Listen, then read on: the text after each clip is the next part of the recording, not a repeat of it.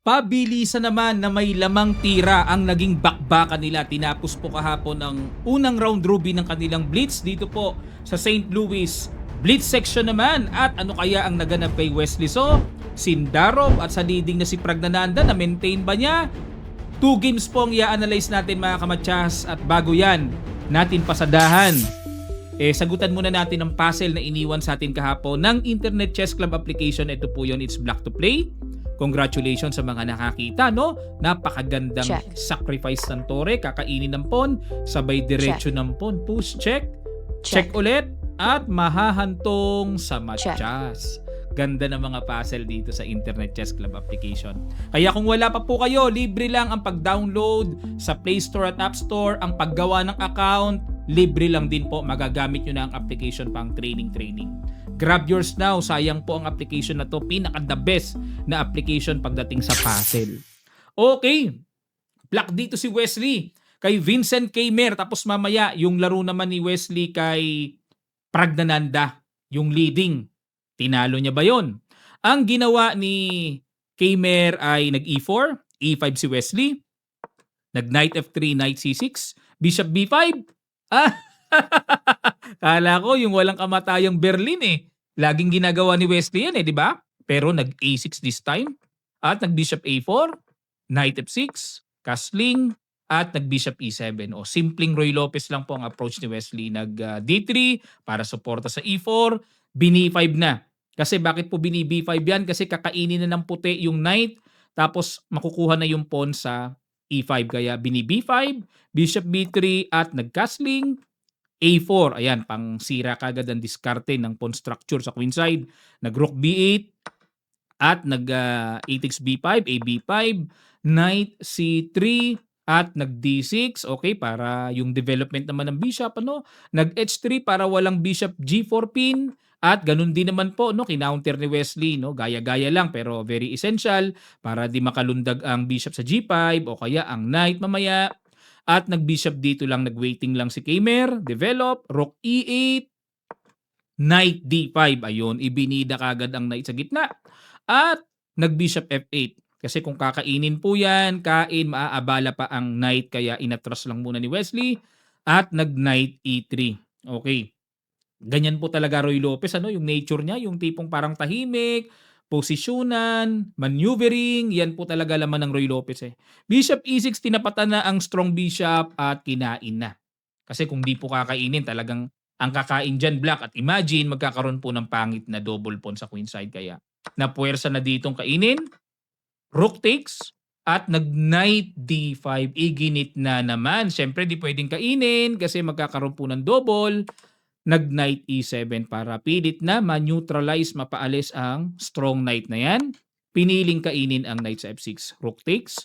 At nag-rook E1, knight G6 para, ayun, may target to play knight G4.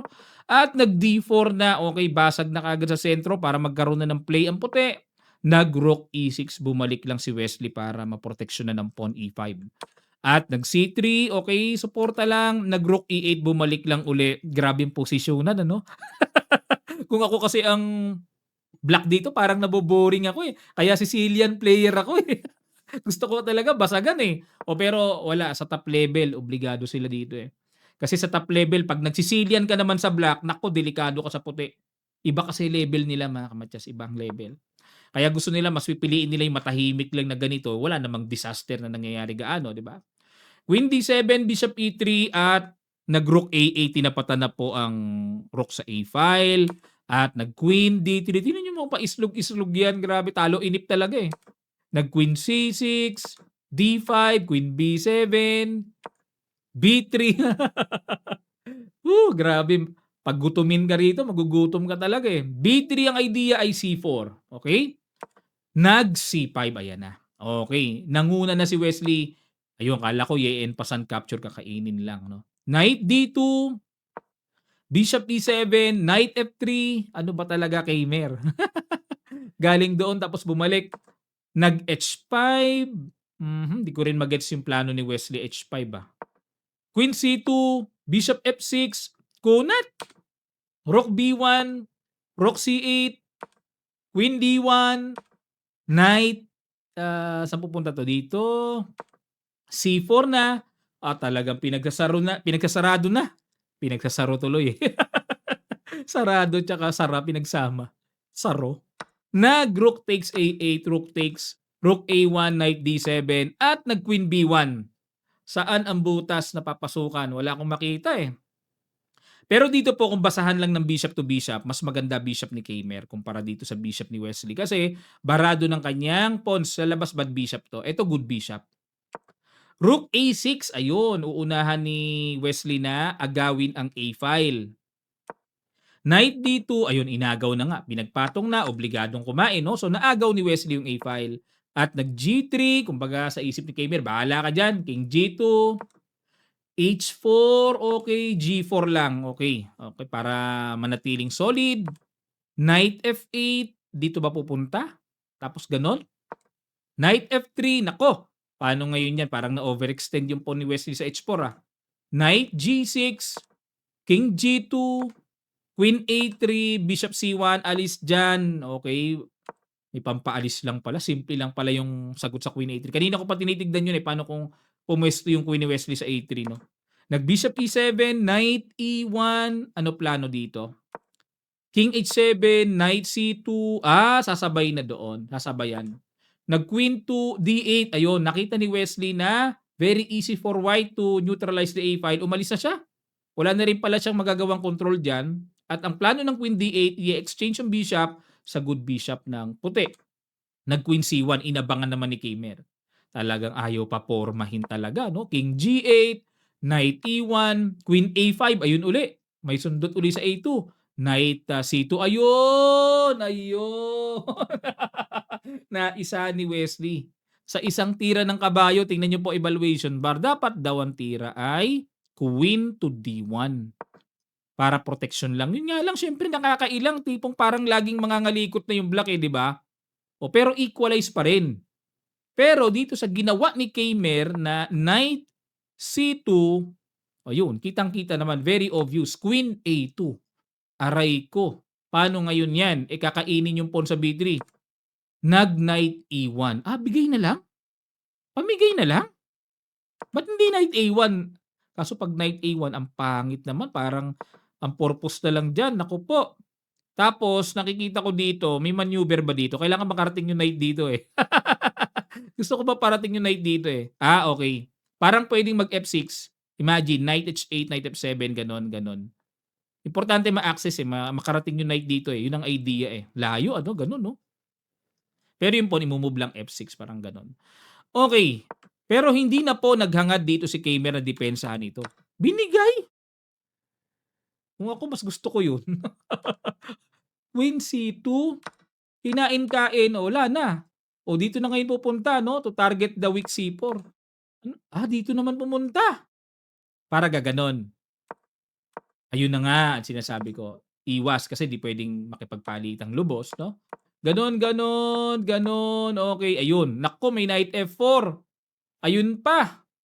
Grabe, nag-collapse si Kaymer sa endgame, ano? Ayun, no? Naisahan ni Wesley sa endgame. Galing naman nun. Nalito si Kaymer. Yun na. May tulak na. Then H2 is coming na. Paano yun? Chumek pa. Dito lang, Diyan lang, Panalo na rin, eh. Hindi madikitan. Pag kinain to, baka ito yung gusto mangyari, no? H1 queen. Panalo na rin. Grabe naman yan. Ano na yan, eh, teka lang. Pagka ganito, kailangan kasi makuha to, eh. Queen B1. Tapos gaganon. Sa bagay, may pass pawn pa naman, eh. Dito. Tapos push, push, push. Wala na yan. Talo na yan. Panalo na rin, ano? Pero ginawa ni Wesley, nag-knight D3 check, gumanon, kinain pa yon and gumanon. Suporta. Okay, medyo pinatagal pa. Pinasarap pa ni Wesley, pinasarap pa, eh. Basag. Okay. Gumanon, kain-kain. Check. Pinakain na yon dito. Para makapush. Ganon, push. Kain, push. Ganon. Pinasarap pa ni Wesley talaga. Ang kulit ni Wesley. Pinasarap, Obligado ilayo yung knight, di pwede makipag-exchange. Wala na, eh. Gumanon, yun naman. Pinasarap, Parang laging makakahabol lagi si Kaymer. Check, gano'n, gano'n. Ayun, sabay may gano'n na, wala na. Awarding na. Okay, sabay magku-queen na po, hindi na maiwasan. Okay, grabe pinasarap ni Wesley ang laban dito. At congrats kay Wesley dahil, Germany #1 player po 'yan si Keimer, eh. Tinalo niya 'no. At ngayon naman, ang laro naman niya sa leading na kay Praggnanandhaa. Anong nangyari? Okay, pag-aralan natin. Black pa rin dito si Wesley. Bago tayo magsimula mga kamatyas, palambing lang po, pa-click naman yung subscribe button at yung notification bell ha. Maraming salamat po.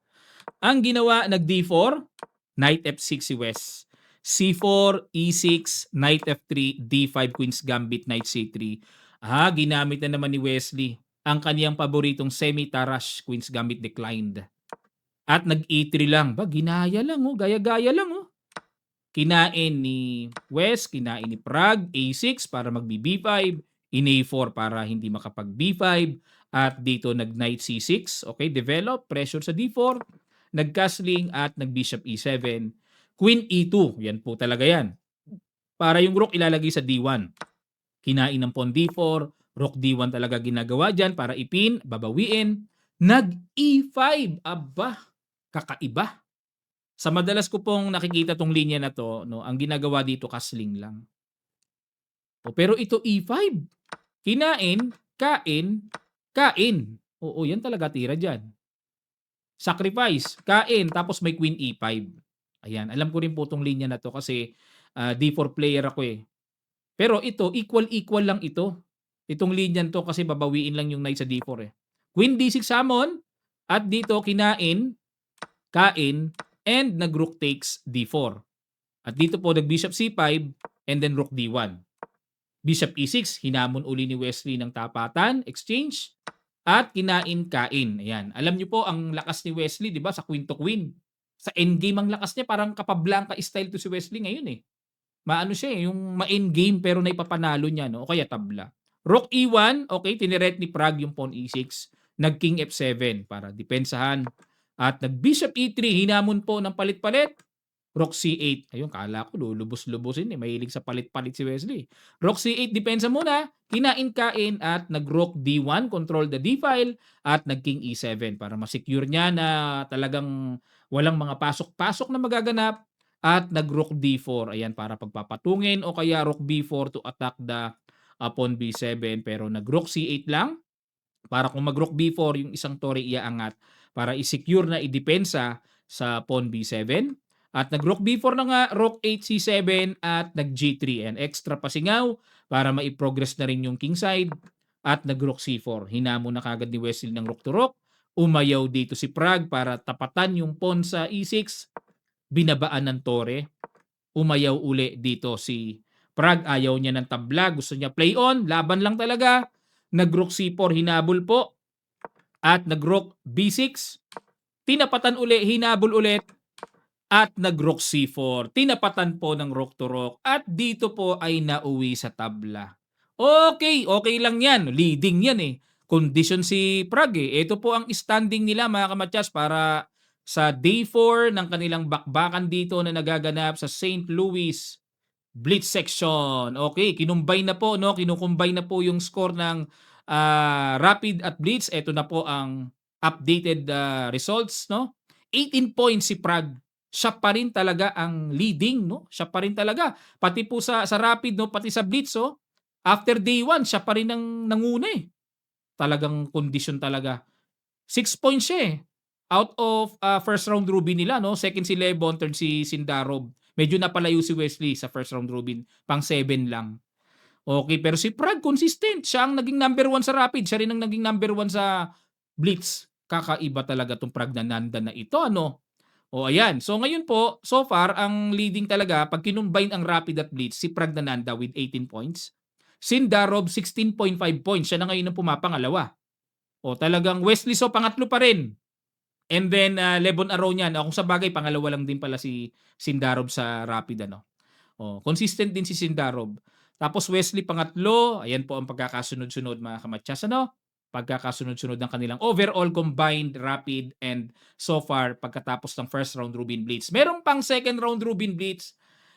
Tingnan natin kung si Wesley ba ay aalagwa ng mabilis pataas. Dikit-dikit pa naman, eh, 'no? Habulin niya lang si Praggnanandha kasi si Praggnanandha po grabe kakondisyon talaga ngayon. Biruin niyo nanguna siya sa Rapid, tapos sa Blitz siya pa rin. Talagang consistent. Consistent talaga. Matindi itong Praggnanandha na ito ng India, 'no? Ano po masasabi niyo mga kamatyas?